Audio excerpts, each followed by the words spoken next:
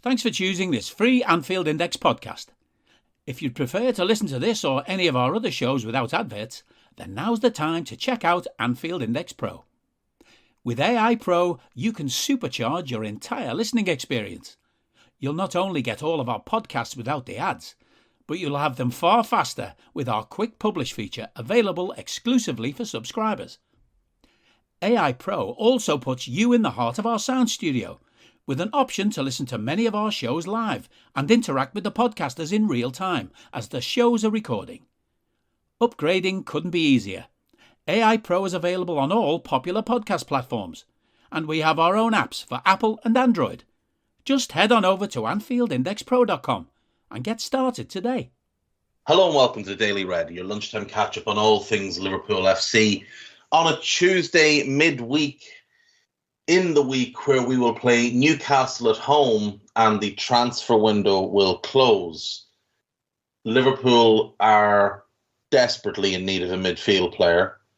Players are returning from injury, but that just puts us back to the point that we were at the start of the summer when we needed a midfield player. And you're already starting to see some excuses. Oh, they ran out of time.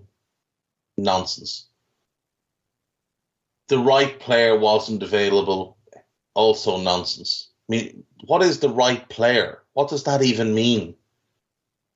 Mohamed Salah wasn't the right player before he signed, but he sure as hell was after he signed. This idea that Liverpool target one specific player and that's it and they'll wait for him is a myth.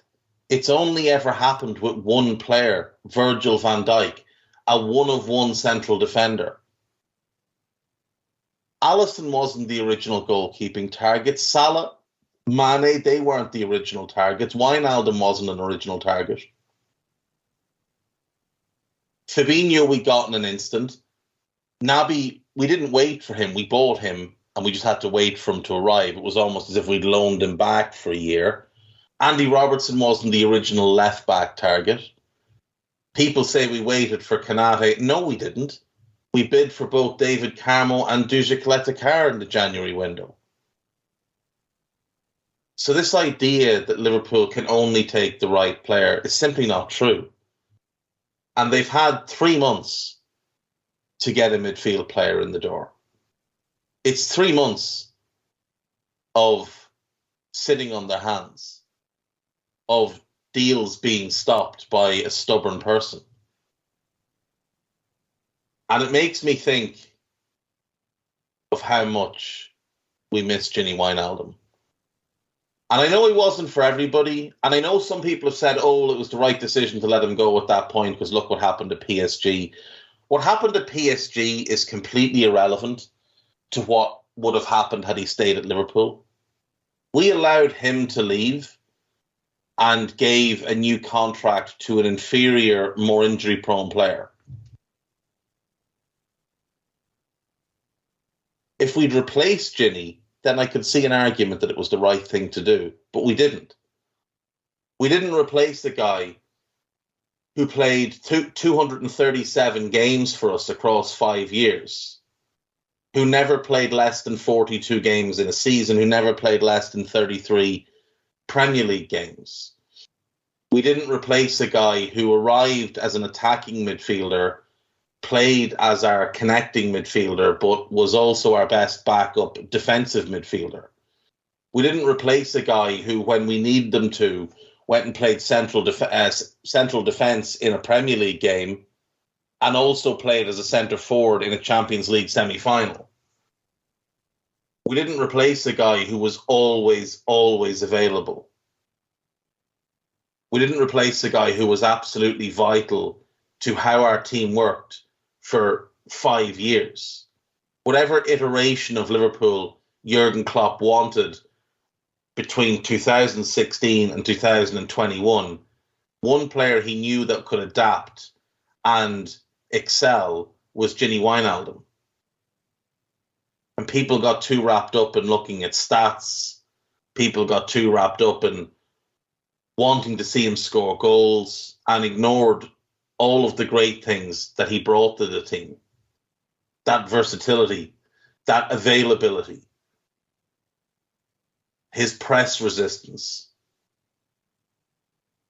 his ability to connect fullback and winger, and his ability to stop counterattacks, his ability to sit in next to the number 6, whether it was Fabinho or Henderson in the title-winning season, and share the defensive load with them and allow whoever was in that right-sided role more freedom. His ability to cover for the left back, to protect the centre backs, and to always support the forward players by being an outball when they got trapped and needed to recycle possession.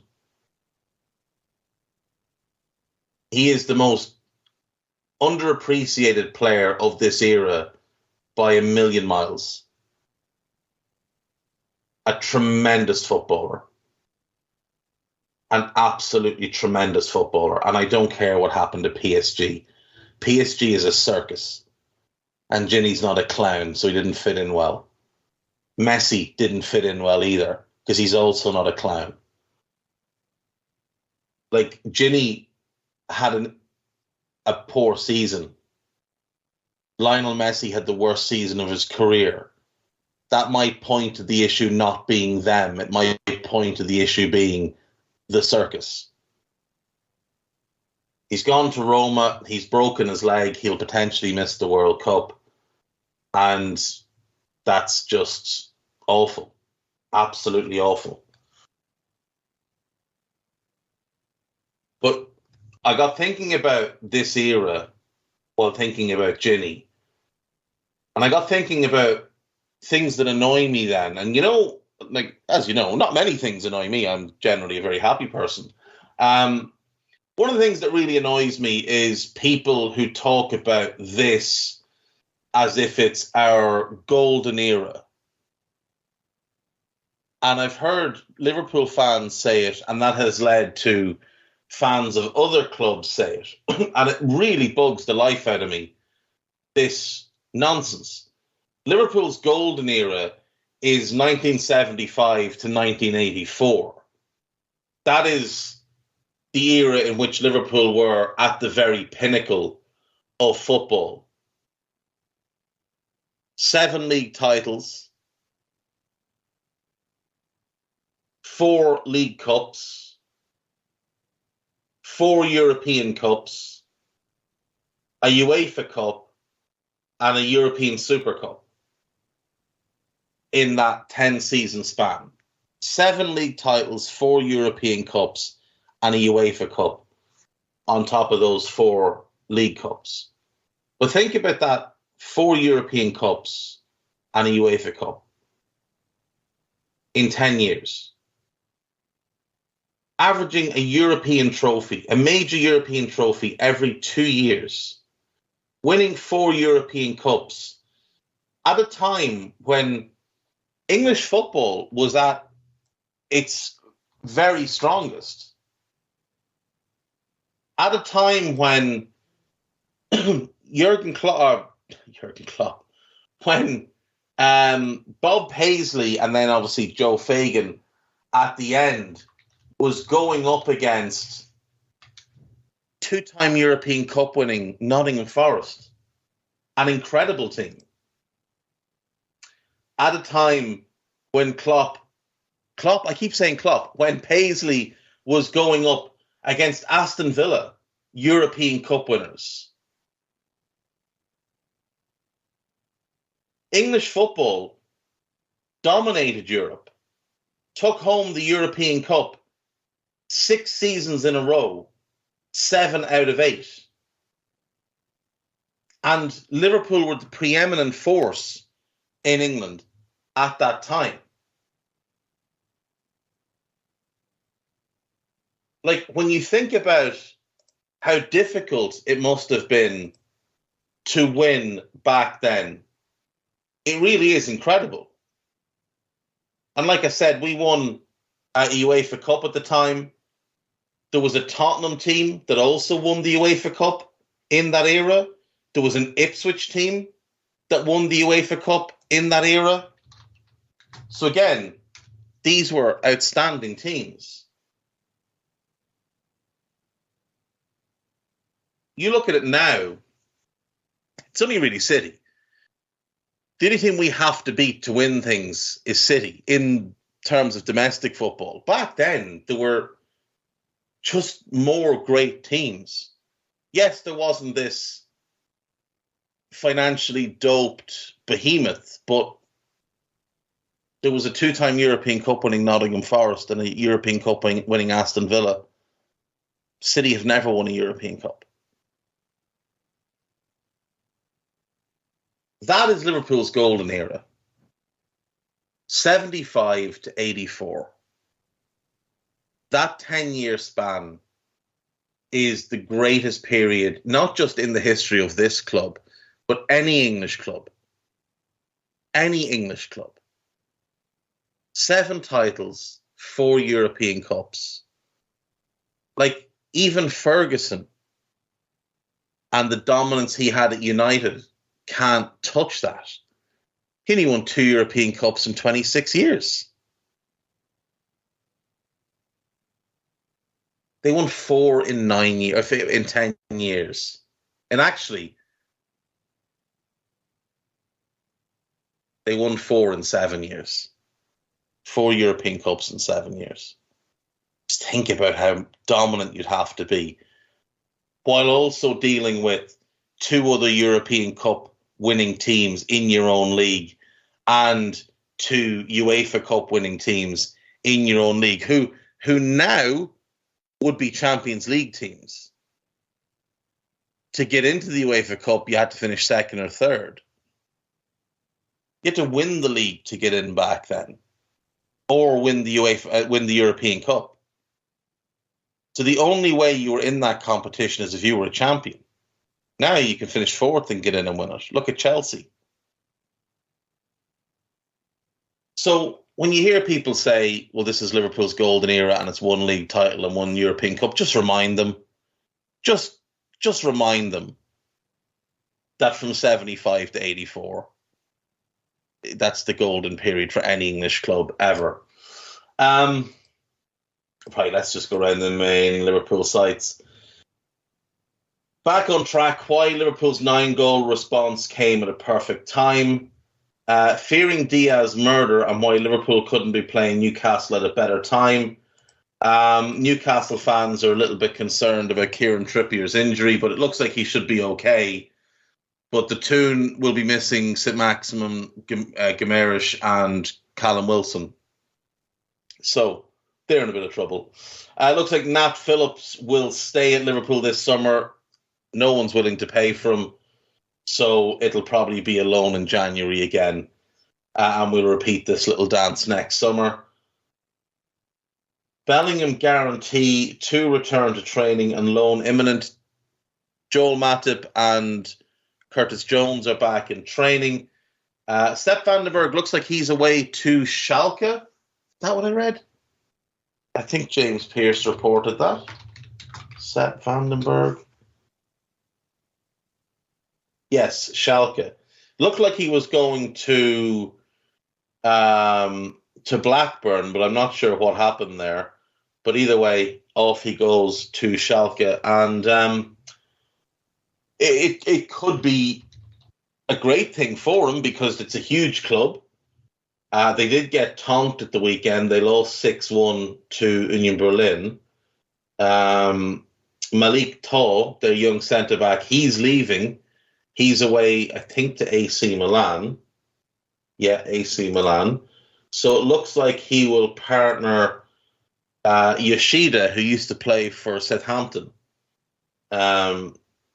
which is interesting. Alex Kral, the midfielder who was at West Ham last season, he's there. And to be honest, I don't have much of a notion who many of the rest of these players are. I know who Ralph Farman is, but this is very much a team of the Bundesliga's answer to championship clubs. Schalke are newly promoted back to the Bundesliga. This could be a tough enough season for Sepp, but it will be character building at the very least. They have played 4 games, they've drawn 2 and lost 2. And defensively, they don't look to have been great. So they drew 0-0 with Wolfsburg, lost 3-1 to Cologne, drew 2-2 with Gladbach, and then got tonked at the weekend. So, listen, it'll be tough for him, but it could be the making of him. It really could be the making of him. On to Liverpool.com. Oh, here we go. Jurgen Klopp star like a new signing, Curtis Jones. Liverpool want to beat Real Madrid to the next Luka Modric as Brighton respond to £42 million bid. Midfield options assessed. Melissa Reddy said yesterday that players like Ryan Gravenberch and Enzo Fernandez were being watched. Said Frankie de Jong's wage demands will be too high, but that Claudio Kone and Moises Caicedo were ones interesting to look at and maybe to keep an eye on. Real Madrid apparently viewed Jude Bellingham as the ideal successor to Luka Modric. I'm not really sure if Real Madrid have seen Jude Bellingham play, but he's nothing like Luka Modric. Brighton respond to Liverpool bid. Liverpool have made a £42 million bid for Moises Caicedo. I don't know. I mean, I don't know whether that's true or not. I would doubt that it is true. I would say if we were to make a bid, it would only be upon knowing that it will be accepted. Julian Ward might have 11.7 million transfer solution to right a Jurgen Klopp wrong for Liverpool. This is Nicolas Dominguez from Bologna. He is a decent player. Would he be good enough to start for us? In the short term, yes. In the long term, no. But look, you would absolutely take him at this point. He'd be a fine fourth or fifth midfielder ideally, say in 2 years. Pep Guardiola could put final nail in plan for Jurgen Klopp heir. Steven Gerrard is not and never was getting the Liverpool job. It's just something that idiots made up. And as we've seen at Aston Villa, he's just not a very good manager. Scott Parker just got sacked. The only victory they had this season was against Steven Gerrard. AnfieldIndex.com, the good, the bad and the ugly from Liverpool versus Bournemouth. Do check that one out. And there is a new Under Pressure. Darth, Dan, Phil Barker and Simon Brundish having a look at the record-breaking shellacking of Bournemouth. So do check that one out as well. And that will do me for today, folks. I'll see you all, I would say probably Monday. But Guy will most likely be here to do this tomorrow, Thursday and Friday. Should anything pop up. If nothing pops up, there might not be much point. But yeah, so you have that. All right, take care. Bye-bye. We hope you enjoyed listening to this Anfield Index show. Please be sure to subscribe to our channel so future podcasts find their way to your device automatically. There's nothing quite like fan engagement, and we'd love to know what you think of anything discussed on this show. The best way to get in touch is over on our free Discord community, where both podcasters and listeners debate the hottest LFC topics 24/7. Sign up free now at AnfieldIndex.com/Discord. You won't regret it. You can also follow us on Twitter at Anfield Index and find us on Facebook by searching for Anfield Index. Oh, and before you go, we'd love it if you could leave us a 5-star review on your favourite podcast app. It only takes a couple of seconds, and it means the world to the people who create these free shows.